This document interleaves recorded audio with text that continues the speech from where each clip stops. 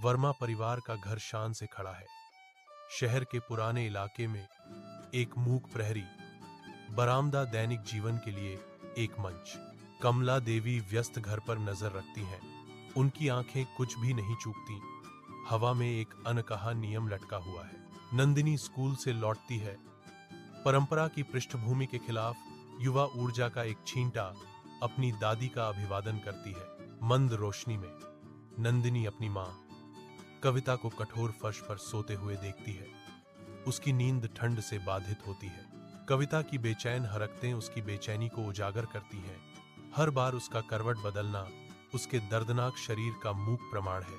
फटी हुई नंदिनी अपनी मां को सांत्वना देने की इच्छा से लड़ती है। उसकी दादी के कठोर शब्द उसके दिमाग में गूंजते हैं। हल्की रोशनी वाले कमरे में नंदिनी अपनी दादी को देखती है। अनकहे सवाल हवा में लटके हुए हैं। दादी, आप आजकल मां को क्यों नहीं छूती? नंदिनी पूछती है। उसकी आवाज कोमल लेकिन जांच पड़ताल वाली है। नंदिनी आगे बढ़ती है। उसका छोटा सा हाथ कोमलता से अपनी मां के नाजुक हाथ को घेर लेता है। एक मौन मार्मिक संबंध बनता है। वर्मा परिवार का घर शान से खड़ा है। शहर के पुराने इलाके में एक मूक प्रहरी, बरामदा दैनिक जीवन के लिए एक मंच। कमला देवी व्यस्त घर पर नजर रखती हैं। उनकी आंखें कुछ भी नहीं चूकती। हवा में एक अनकहा नियम लटका हुआ है। नंदिनी स्कूल से लौटती है। परंपरा की पृष्ठभूमि के खिलाफ युवा ऊर्जा का एक छींटा अपनी दादी का अभिवादन करती है। मंद रोशनी में नंदिनी अपनी मां कविता को कठोर फर्श पर सोते हुए देखती है। उसकी नींद ठंड से बाधित होती है। कविता की बेचैन हरकतें उसकी बेचैनी को उजागर करती हैं। हर बार उसका करवट बदलना उसके दर्दनाक शरीर का मूक प्रमाण है।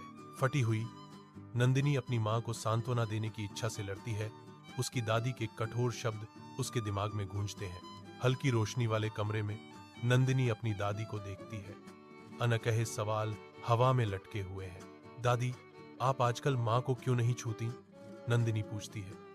उसकी आवाज कोमल लेकिन जांच पड़ताल वाली है। नंदिनी आगे बढ़ती है।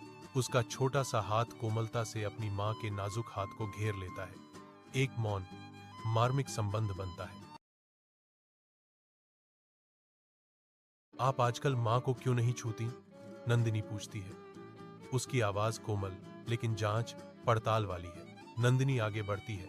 उसका छोटा सा हाथ कोमलता से अपनी मां के नाजुक हाथ को घेर लेता है।